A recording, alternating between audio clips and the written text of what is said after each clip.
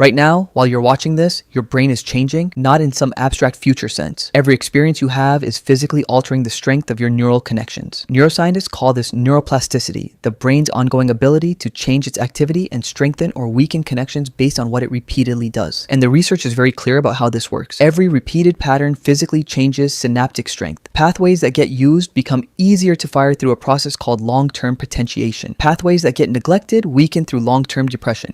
Your brain is not neutral between your habits and your goal. It is actively reinforcing whatever gets repeated most, which means the real question is not whether your brain is being rewired right now. The question is, what is it being rewired to make easier? And the good news is that the same mechanism works in reverse. So in a minute, I'm going to give you the 3-step protocol that uses this process on purpose. But first, you need to understand what's already been running. Most people think brain change is something that happens slowly, over years, long, difficult, almost invisible. That's wrong. The mechanism is constant. It is running every time you repeat a pattern, including right now. Neurons that fire together repeatedly tend to strengthen their connection. The simple version is this. Cells that keep activating together start activating together more easily. Repetition changes future probability, and that matters because your brain does not distinguish very well between patterns you chose and patterns you drifted into. It just counts repetitions. Repetition does not care what you want, it cares what you do. So imagine 2 competing sequences. Sequence A, you sit down, feel friction, start the task, and stay with it. Sequence B, you sit down, feel friction, check your phone, and escape. Both are pathways. Both are being trained. Whichever one gets repeated more becomes structurally easier to run. That's the whole game. This is why avoidance starts to feel natural after a while. You haven't magically become the kind of person who avoids things. You trained a pathway that makes avoiding easier than starting. That's different. And that matters because a trained pathway can be retrained. Your brain is not sitting around waiting for you to feel ready. It is already taking notes. Change feels neurologically wrong. Not emotionally wrong, your brain is not just reacting to the present moment. It is constantly trying to predict what should happen next based on prior patterns. In modern neuroscience, this is often described through predictive processing. The brain builds models from past experience, uses them to anticipate incoming information, and when reality does not match the model, it generates what researchers call a prediction error. In plain English, your brain built a model of how you behave. So when you suddenly try to behave differently, the model flags it as abnormal. That's why you sit down to write instead of scroll, and something feels off. That's why you start the workout instead of skipping, and it feels harder than it should. You are not weak. You are not broken. You are not missing discipline. You are running a new sequence through an old model, and the old model resists the update. This is why change often feels hardest at the exact moment it matters most. That discomfort is not proof that the new behavior is wrong. It is proof that the old pattern is being interrupted. That friction is not failure. That friction is the update installing. Picture a river. Water flows where the channel already exists. The more water runs through it, the deeper that channel gets. And the deeper the channel gets, the easier the next wave follows the same route. Your habits work like that. Repeated behavior deepens a path. And once a path becomes dominant, the brain starts using it with less and less deliberate effort. That is exactly why habits can feel automatic. Research on habit formation continues to support this. Stable contexts tend to trigger stable behavior.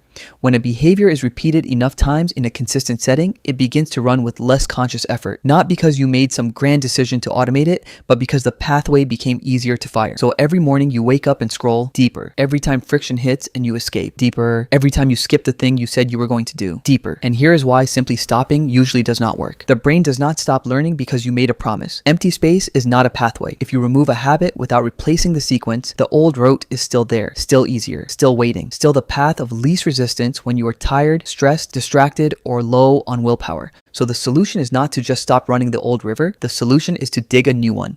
And this is where most advice gets vague. So let's make it mechanical. 3 steps, not motivational, not aspirational, mechanical. Step 1, name the pathway, not the goal. Vague intentions do not rewire anything. I want to be more focused is not a pathway. I want to be disciplined is not a pathway. The brain cannot reinforce an abstraction. A pathway is specific. It has a cue, a behavior, and a context. Alarm goes off, feet hit the floor, walk to the bathroom. Sit down at desk, then open project file, then nothing else first. Urge to escape task, pause 10 seconds, do 60 seconds of real work. That is a pathway. The specificity matters because the brain encodes behavior more effectively than intention. If the sequence is vague, the wiring is weak. If the sequence is clear, the wiring has something to attach to. Step 2, engineer the first move. The opening action of a sequence matters more than most people think. You do not need your brain to love the entire workout yet. You do not need to crave 2 hours of deep work yet. You do not need to feel transformed yet. You need the first move to become familiar, because the first move is what retrieves the rest of the sequence. Make the first move smaller than feels necessary, smaller than your ego wants, smaller than your fantasy self wants, smaller than feels impressive, because the brain does not care how impressive the first move is, it cares how consistently it fires. Step 3, use micro repetitions. This is where people sabotage themselves. They make the new pathway too expensive, too ambitious, too long, too demanding, and then they fail to repeat it enough times for the brain to actually learn it. But long-term potentiation does not care about one heroic effort. It cares about repeated firing.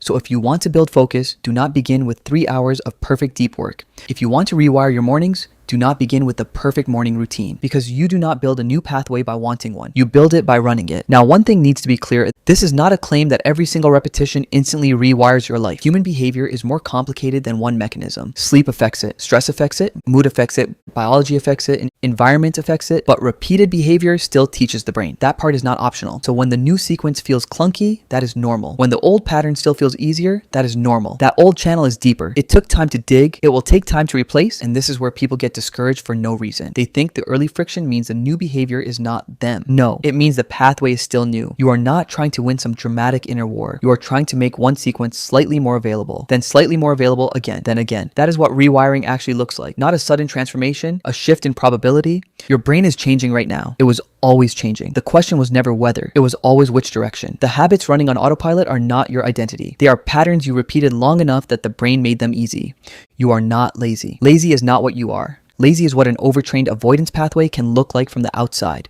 And that is a very different problem, because identity is hard to fight, but a pathway can be retrained. So here it is again. Name the sequence. Engineer the first move. Run the smallest version until it starts to feel normal. You are not waiting for motivation. You are building the architecture. The brain learns what you repeat. You have already been teaching it something. The only question is whether you start directing the lesson.